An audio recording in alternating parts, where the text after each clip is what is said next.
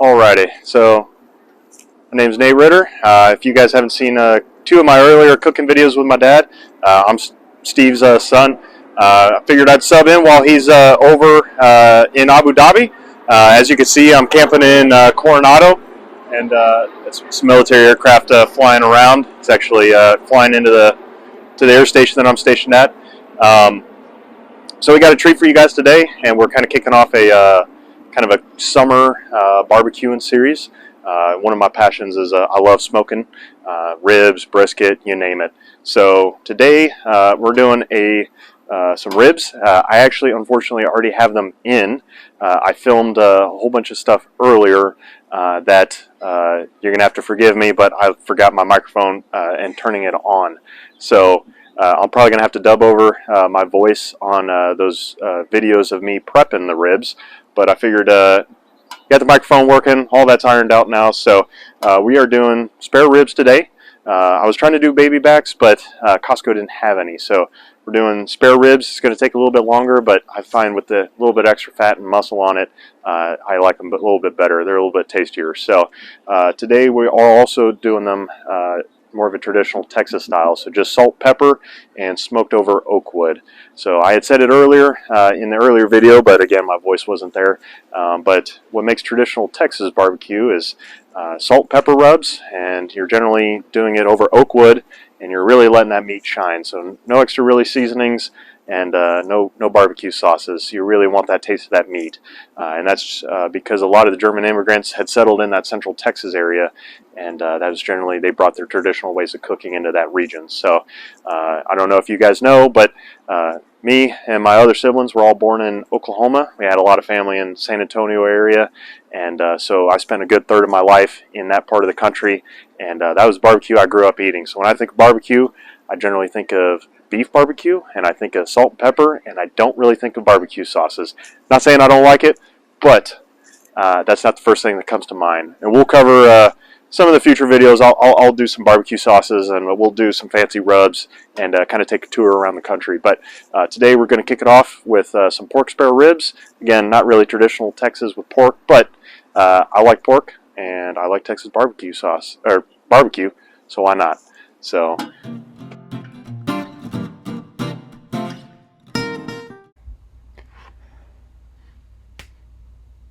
let's trying this out. So as you can see, I'm starting to prep the ribs. This is the part of the video that I had filmed a whole bunch, and yeah, my microphone was off, so again, you guys are gonna have to forgive me for that. But so we got these ribs at Costco. Again, they didn't have baby backs, so these are spare ribs.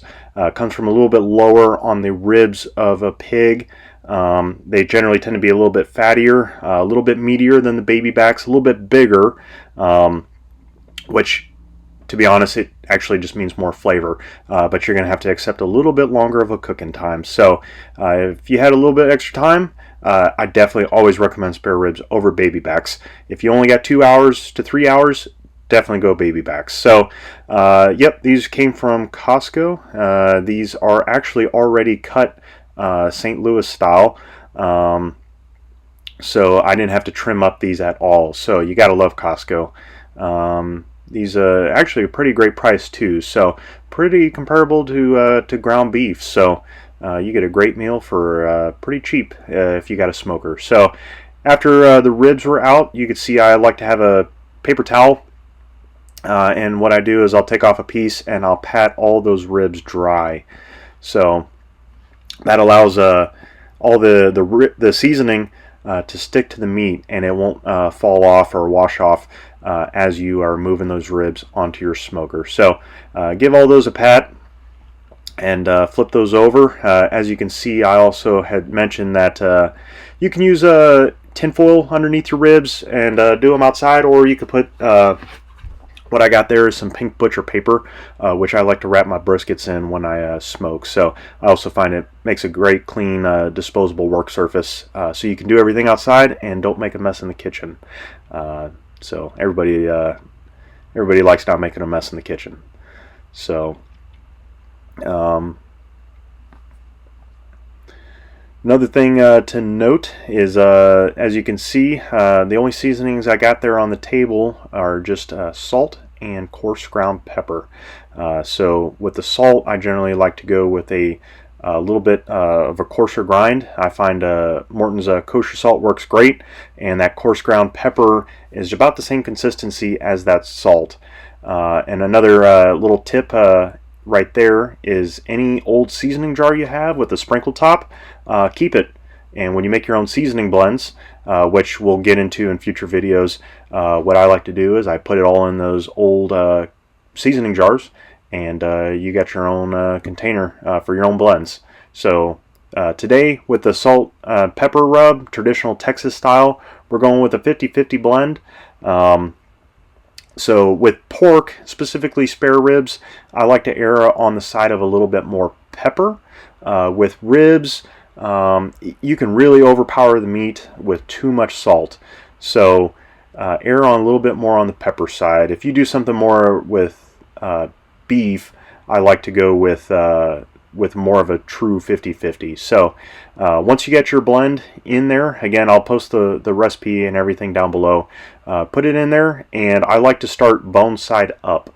So you can see that the bone sides are up. I'm starting to sprinkle it across the meat. What you want is a nice even coat across the meat, and you don't want to go back over the meat once you get a good seasoning across it. You can over season your meat very quickly by going back over what you think may needs to be cleaned up. So generally just do one pass over and give it a good pat once everything's down. I like to go bone side up first, because ideally you want your meat side, and that's your presentation side. So if you start meat side up and then you turn it over and season the bones, a lot of times you'll find your seasoning will stick to the table and peel off as you change your ribs or move your ribs over to your smoker. So I'm giving my hands a little wipe there, kind of cleaning off that rib juice there, and looks like I'm starting to run out a little bit of a salt and pepper. It's starting to run a little low. It looks like enough to get through the last couple ribs. I think I do need to fill it up after about the second rib. But another good thing to note is that while you are seasoning, it's important to keep shaking your jar as you're seasoning. With that salt and pepper, they're a little bit different weights, and as you are seasoning, you'll actually find that your salt will settle below the pepper, and so what you're going to have is a lot of pepper with no salt, and salt is a lot of the flavor when it comes to seasonings. That's honestly about 90% of the secret for a lot of great seasonings. It's the salt. So don't go overboard with the salt, but definitely don't be stingy with that salt. So as you can see, I'm kind of eyeballing it. Again, with the great true Texas rub, it's pretty easy to eyeball 50-50 in the jar. And again, you just want a nice light coat across the meat. Don't want to over season the meat with the Texas style. Again, what you're trying to do is you're trying to complement the meat with a little bit of smoke and a little bit of salt and pepper, and you're really allowing that meat to shine. So there I am, shaking it up. I'm going back over a little bit on that second rib, right where that seasoning kind of started running out. So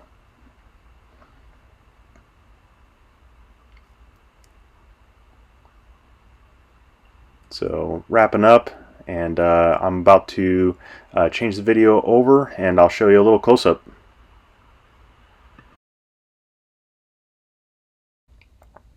Alright, so here's a little bit of a close-up of that meat.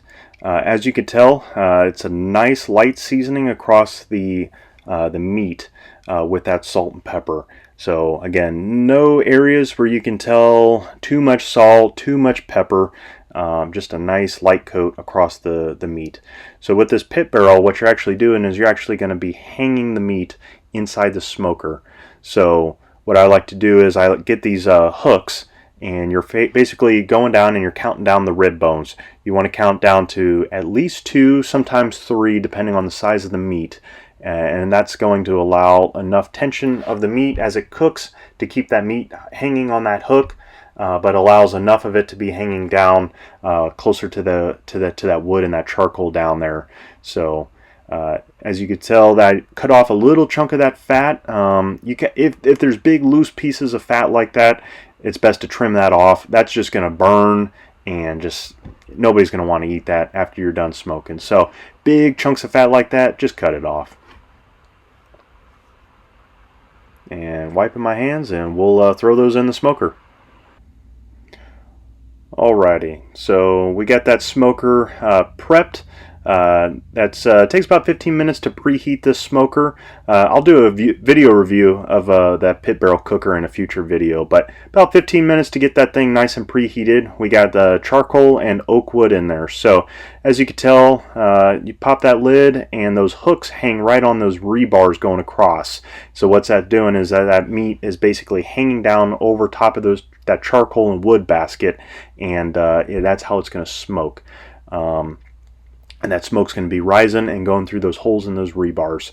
And so basically just hook them in there and just let them hang, and we'll be back roughly. I like to wait about 2 hours. After about the 2 hour mark is when I first check again on the ribs. So we'll be back.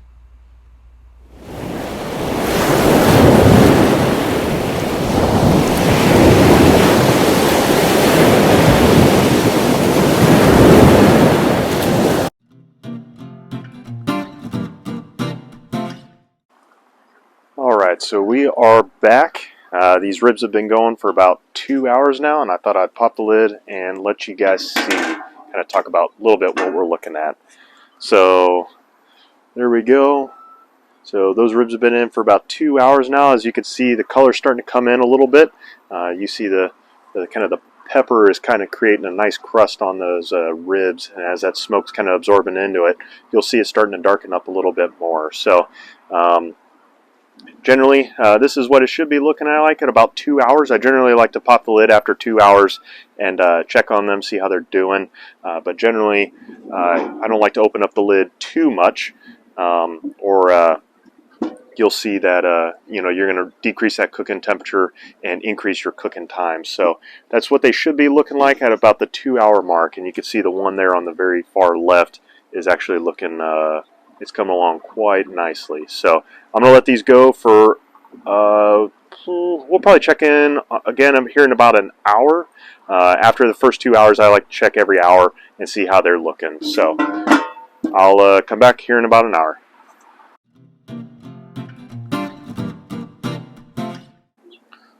Alright, so it's been 3 hours now on these ribs, and you can tell that they're coming along very nicely.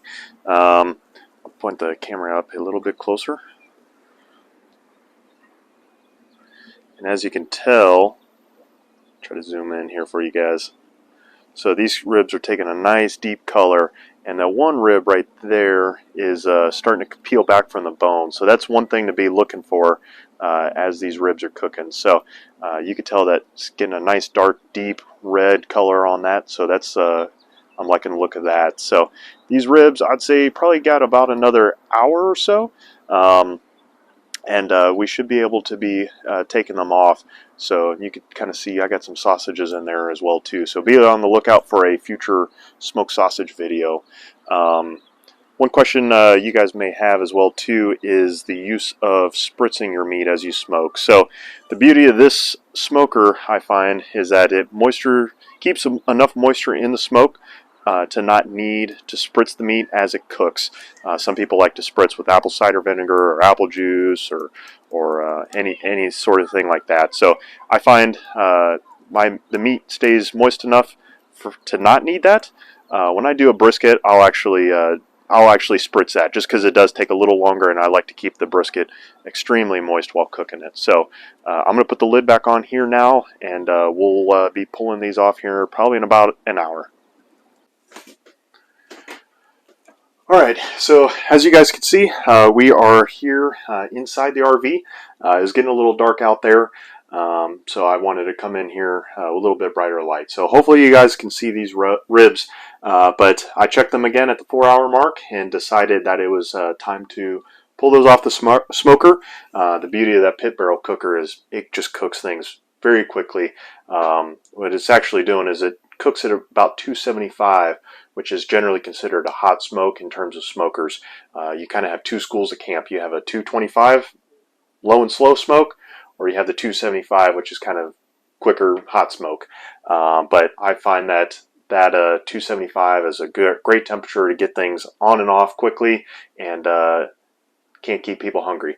So right at the 4 hour mark, these ribs came up off the smoker, and they just came out this beautiful, rich amber color with a nice peppery bark on it, or a crust from that traditional salt and pepper Texas rub. The important thing now to do is you want to let your meat rest. Anytime you cook meat, the important thing is to let it rest. What's happening is as you're cooking your meat, whether that be on a skillet on the stovetop or out on the smoker or a grill outside, that heat is forcing those juices to leave the meat, and as it's cooking, that's just a natural byproduct of cooking. So as your meat is cooling, what happens is those juices get pulled back up. So it's important to rest before you cut it or slice it or serve it, because if you do it too early, you're going to cut it as that meat is still hot and those juices are still pushing out, and you'll lose all the moisture in the meat that is there. So when you let it rest, it allows that moisture and juices to come back into the meat, and then that way it's going to be much juicier when you serve it or when you slice it. So it really depends on what kind of meat that you're going to be cutting, and as well as how long it cooked. So something long like a brisket where you're cooking it anywhere from 9 to 12, 14 hours, I will wrap that in a towel, throw it in a cooler, and let that rest for 2 to 3 hours. And that will allow the meat to properly cool down and for those juices to come back. For something like ribs, you can tent it with a little bit of tin foil, or you can just leave it room temperature. It's kind of warm inside the RV right now, so I think that it's plenty good to just leave it. Don't need to tent it. So ribs, 10 to 15 minutes, I find it perfect. Allows the juices to come back in, for the meat to be a good serving temperature while still being hot. So I'll be back in 10 to 15 minutes, and I'll slice it up and give you guys a little taste test.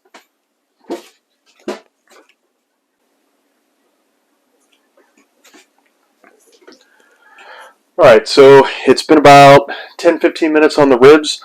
I had to go outside and pull those sausages off that I'm also going to be eating tonight, and just wanted to let you guys know.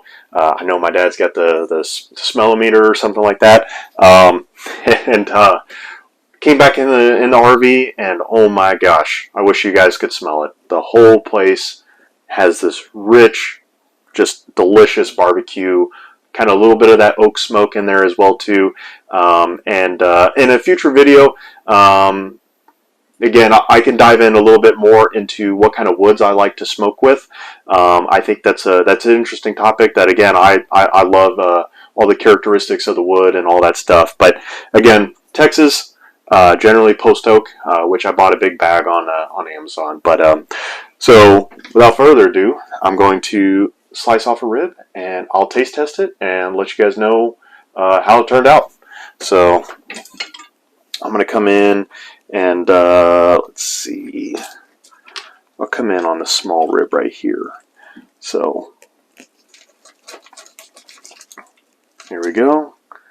Nice little small piece. It just sliced right through it, no problem. Oh my gosh. So good. I'm going to have to take a second bite.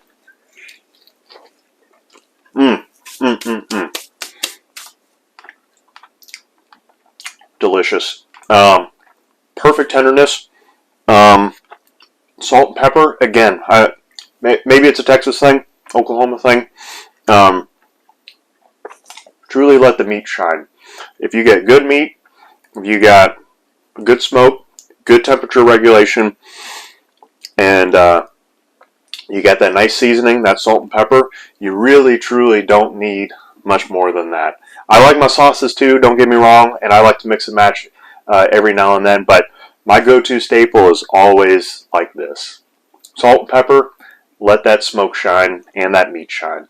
So, had a lot of fun creating this first video, talking with my dad, and I think there's going to be a lot more to come. and I'm excited to share my passion for cooking and smoking, especially outdoor cooking, with you guys. So yeah, be on the lookout.